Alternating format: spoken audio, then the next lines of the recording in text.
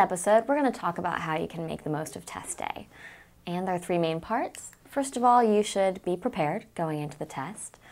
Also, you should have certain things ready the night before, and when you arrive at the test center, be sure to make yourself comfortable so that you can have the best test day possible.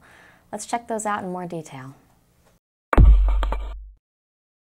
So a big part of being prepared is, of course, having practiced a lot, and that serves several purposes. Of course, you want to be super comfortable with what you'll be encountering on test day. You also want to be used to doing marathon test-taking sessions.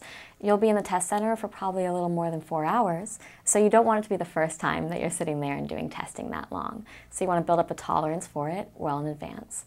And you want to be comfortable with the strategies and the content that's going to come up, so get plenty of practice. In addition, get up early the whole week before. You probably know that when you're torn from sleep prematurely, you're not always as sharp as possible, so make sure you're really in the rhythm of getting up early so that Saturday doesn't feel absurdly early, but rather something you're used to. And finally, review lightly the night before. You don't want to put in a big cram session because you risk stressing yourself out and making it hard to fall asleep, but at the same time, going over lightly what you've been reviewing for quite a while will make it stick the best so that when you wake up in the morning, it's fresh in your mind. In addition to being prepared that way, you'll also want to have certain things ready the night before. Those are your ID, and that could be a driver's license or a student ID, a passport, or several other forms of identification. If you're not sure that you have something that works, then check out the College Board website, and it'll walk you through the different options you have to fulfill this requirement when you show up at the test center. In addition to ID, you'll need your admissions ticket, which you should be able to get either in the mail or online, depending. And, of course, wooden pencils. Now this is actually something that's changed recently. It used to be the case you could use mechanical pencils, but the rules have been changed. So be sure to have plenty of traditional number 2 pencils to use. The color may vary, but you know what I'm talking about. In addition, you'll want a watch. We're so used to living in a world where we never actually use watches because we have our cell phone clocks, but that's not going to be something you're allowed to use when you're at the test center. So bring a watch, whether it's super modern or more traditional, so that you do have a timepiece you can actually reference.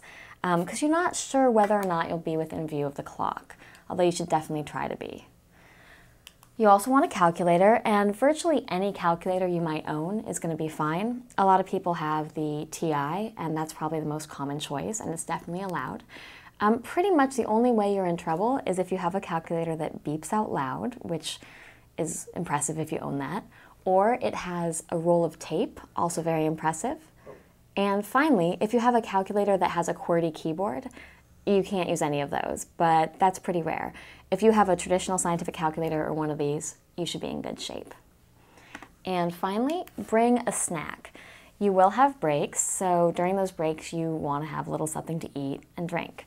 You want to bring probably a water bottle, maybe a sports drink, and then something healthy to eat, an apple or some sort of wrapped little snack, because you're going to be there a long time and you definitely don't want to get hungry, and you want to keep your blood sugar level consistent across that time. You probably won't be able to actually eat during the test itself, but in between you should be able to sneak a snack in. Finally, you want to make yourself comfortable when you get to the test center, and there are several ingredients to that. First off, you want to caffeinate yourself, or not, according to what you're used to. If you start every morning with a coffee, you can imagine you do not want to start that morning off without one.